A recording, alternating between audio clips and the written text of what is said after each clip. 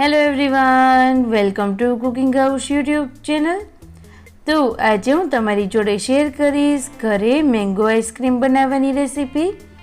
તો તમે જોઈ શકો છો, જેવું આપણે માર્કેટમાંથી લાવીએ છીએ તેના કરતાં પણ વધારે સરસ, સસ્તું અને ચોખ્ખું આપણે મેંગો આઈસ્ક્રીમ ઘરે બનાવીશું અને તેનું ટેક્સચર જેવું માર્કેટમાંથી લાવીએ છીએ એટલું જ ક્રીમી અને સરસ બનશે। તો આ વિડીયો જોઈ અને આ સિઝનમાં તમે પણ મેંગો આઈસ્ક્રીમ ઘરે જરૂરથી બનાવજો। એક વખત આ વિડીયો જોઈ લેશો પછી માર્કેટમાંથી ક્યારેય પણ મેંગો આઈસ્ક્રીમ નહીં લાવવું પડે। અને ચેનલ ઉપર નવા હોય તો આ વિડીયોની નીચે એક રેડ બટન આપેલું છે, તેના ઉપર ક્લિક કરી ચેનલને સબસ્ક્રાઈબ કરી દો અને બાજુમાં આપેલો બેલ બટન પણ પ્રેસ કરી દો। તો મેંગો આઈસ્ક્રીમ બનાવવા માટે મેં આ રીતેનું એક પેન લીધેલું છે, જેમાં આપણે 2 કપ જેટલું ફૂલ ફેટ દૂધ એડ કરીશું અને ત્યારબાદ ગેસની મીડિયમ ફ્લેમ પર દૂધને આ રીતે એકદમ સરસ રીતે ગરમ થવા દેવાનું છે અને આ રીતે જે મલાઈ આવે તેને આપણે અંદર એડ કરતા જઈશું, જેથી કરી અને આઈસ્ક્રીમ એકદમ સરસ એવું ક્રીમી બનશે। ત્યારબાદ તેમાં 3 મોટી ચમચી જેટલી ખાંડ એડ કરીશું। તમારે જેટલી પણ સ્વીટનેસ જોઈતી હોય એ રીતે ખાંડ એડ કરી શકો છો। ત્યારબાદ તેને સરસ રીતે મિક્સ કરી અને આપણે હલાવતા જઈશું। હવે આ દૂધને આપણે એકદમ સરસ એવું થીક થઈ જાય ત્યાં સુધી ગરમ થવા દેવાનું છે।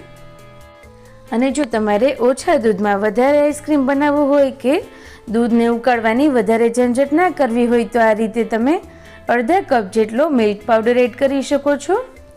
મિલ્ક પાવડર એડ કરવાથી આઈસ્ક્રીમ એકદમ સરસ એવું ક્રીમી પણ બનશે અને ખૂબ જ જલ્દીથી થીક થઈ જશે। તો આ રીતે આપણે થોડો થોડો કરી અને મિલ્ક પાવડર એડ કરતા જઈશું અને તેને મિક્સ કરતા જઈશું।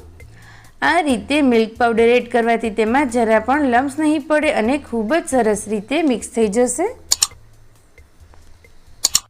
તો આ રીતે મેં બધો જ મિલ્ક પાવડર એડ કરી દીધો છે। આપણે તેને એકદમ સરસ રીતે મિક્સ કરી દઈએ। ત્યારબાદ તેમાં 1 ચમચી જેટલા નાના કટ કરેલા કાજુ અને બદામ એડ કરીશું।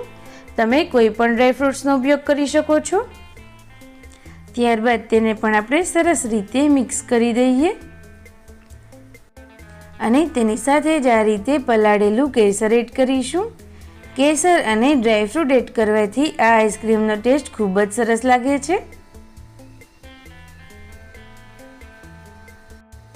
તો હવે આપણે ગેસની મીડિયમ ફ્લેમ પર દૂધને એકદમ સરસ રીતે થીક થઈ જાય ત્યાં સુધી થવા દઈશું અને ત્યાં સુધીમાં આપણે મેંગો તૈયાર કરી લઈએ।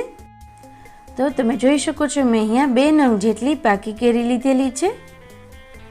ત્યારબાદ આપણે તેને છોલી લઈએ અને ત્યારબાદ હવે આ રીતે આપણે તેને કટ કરવાની છે। તો હવે આ રીતે આપણે તેને કટ કરી અને તૈયાર કરી લઈએ। તમે તેને રેન્ડમલી કોઈ પણ શેપમાં કટ કરી શકો છો। તો એવી જ રીતે મેં બંને મેંગોને કટ કરી અને તૈયાર કરી લીધી છે। તો હવે આપણે તેને મિક્સરના જારમાં એડ કરી અને એકદમ સરસ રીતે ક્રશ કરી લઈએ। તો મેંગોનો પલ્પ હવે એકદમ સરસ રીતે તૈયાર થઈ ગયો છે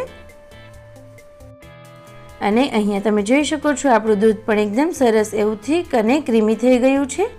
તો ગેસની ફ્લેમ ઓફ કરી અને આપણે તેને ઠરવા માટે મૂકીશું।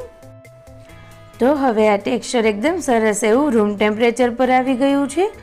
આ સમયે આપણે ક્રશ કરેલી જે મેંગો છે તેનો પલ્પ એડ કરીશું અને હવે તેને પણ આપણે એકદમ સરસ રીતે મિક્સ કરી દઈએ। બધો જ પલ્પ આ ટેક્સચર જોડે એકદમ સરસ રીતે ભળી જાય એ રીતે તેને મિક્સ કરવાનું છે। તો તમે જોઈ શકો છો આપણા આઈસ્ક્રીમ માટેનું એકદમ સરસ એવું ક્રીમી ટેક્સચર બની અને તૈયાર થઈ ગયું છે। તો હવે આ આઈસ્ક્રીમને જમાવવા માટે મેં આ રીતેના બાઉલ લીધેલા છે। તમે કોઈ પણ એરટાઇટ કન્ટેનર હોય તેનો ઉપયોગ કરી શકો છો। તો આ રીતે આપણે તૈયાર કરેલું મિક્સર એડ કરી દઈએ અને ત્યારબાદ ઉપરથી નાના કટ કરેલા કાજુ અને બદામથી ગાર્નિશ કરીશું અને આ રીતે આપણે થોડું ઉપર કેસર પણ એડ કરીશું, જેનાથી આ આઈસ્ક્રીમનો ટેસ્ટ અને લુક બંને સરસ આવશે।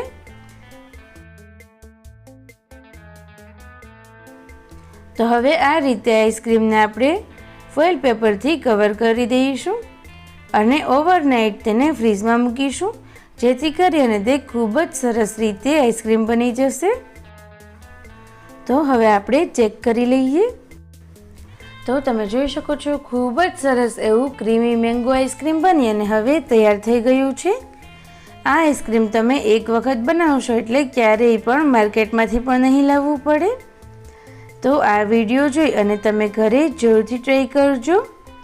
અને તમને મારી આ રેસીપી સારી લાગી હોય તો પ્લીઝ આ વિડીયોને લાઈક કરજો, શેર કરજો અને ચેનલને હજુ સુધી સબસ્ક્રાઈબ ના કરી હોય તો રેડ બટન ઉપર ક્લિક કરી અને તેને સબસ્ક્રાઈબ કરી દો.